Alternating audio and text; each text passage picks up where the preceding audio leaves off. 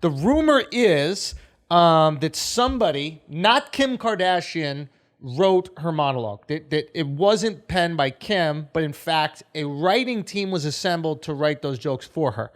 Is this true or false? I have no idea. Okay. I don't know. I have no insight into it whatsoever. Are you sure you didn't sign an NDA or something? I didn't sign an NDA. I did some of those jokes I wish I wrote. They were great jokes. You watched the whole monologue? I watched the whole monologue. She actually delivered them well.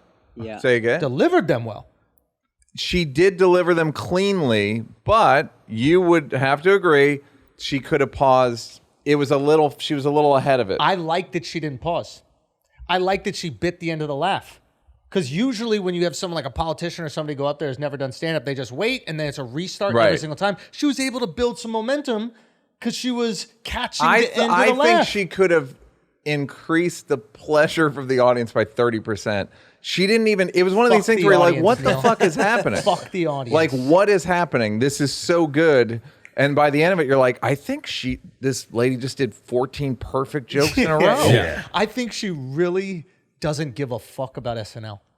I think, you know what I mean? Like, I think the last joke where she'd she's never like, seen another monologue before.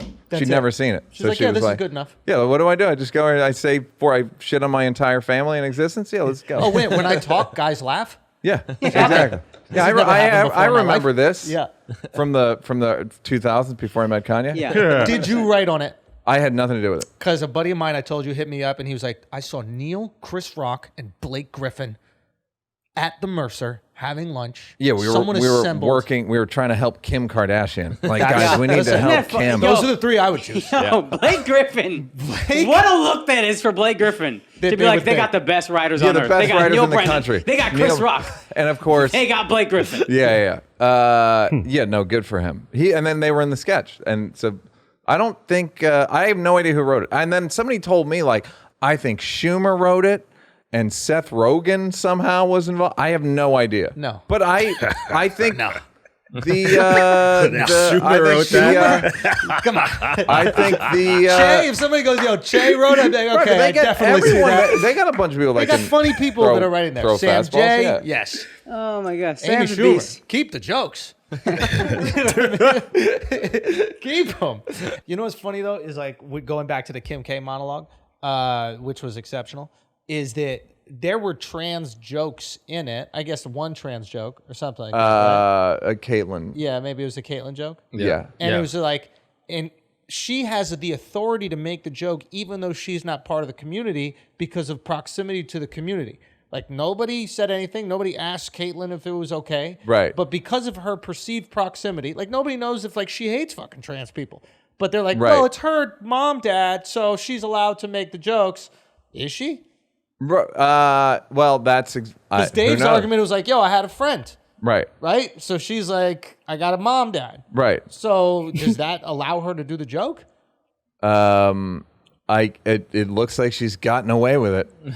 And nobody said a single thing. Now it was sweet and it was kind of cute, and Dave's stuff seemed like it was like, this is how I feel, and here's a joke that goes along with it. It seemed a bit pointed, yeah. It seemed. I actually feel like if it was less. Honest? If it was less honest, like if he cared less about like making the point, it was almost like comedy was a tool to drive home the actual point instead of like, here's a random joke about trans people. Here's a random joke about parks. Yeah, I think Kim was in some ways just saying words. Yeah. Well, yeah. Like just like words. Laugh. Words.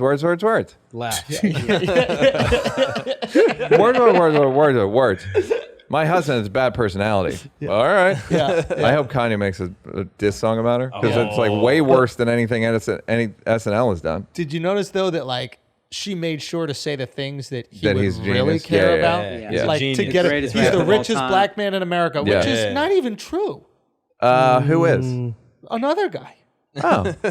No. Byron Allen. Byron Allen? No, Bob Johnson, the guy who owned the Johnson, Bobcats. yeah, probably. Yeah. You know, there's like a few other, but still, like she said all the things that would definitely appease she the knew ego. like you can say this if you also say my this. personality shit as long as you say I'm really rich and I'm a genius. Yeah. And I think she said greatest rapper of all time. She said best rapper of all time, and all of us were like, he's not the best. I would argue he is not the best rhymer of all time, but he is the best hip hop musician all in of all time. That's fair. Yeah. I like that take. If you're including producing the music, Yeah, of course. He's I competing am. with who? Who else? J. Timbaland? Cole. Jay Dilla. Yeah, like there's a few people that do it. Timberland and Pharrell. Dr. Dre. Dr. Dre, like Pharrell, like, guys yeah, that he's the only guys one that that didn't would write, or guys that did. I mean, Pharrell writes a little bit, but like, Yeah. but don't have many of their own albums. Yeah, he's amazing. But that guy's Kanye's fucking unbelievable as a musician. Yeah. Unbelievable. Yeah.